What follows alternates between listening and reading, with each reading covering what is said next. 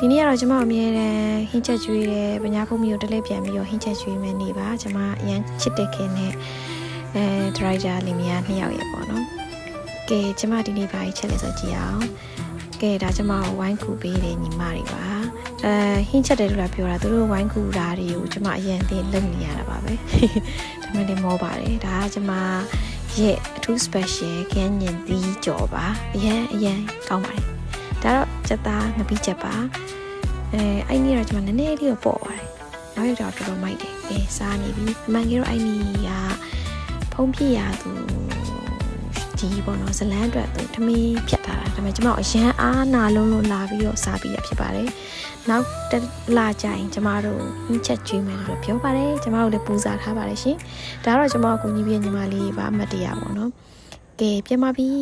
အမမပိုက်ကလေးပါမပိုက်ကလေးဘယ်လောက်တောင်မပိုက်တင်းသွားလဲဆိုပြနေချစ်စရာလေးတတား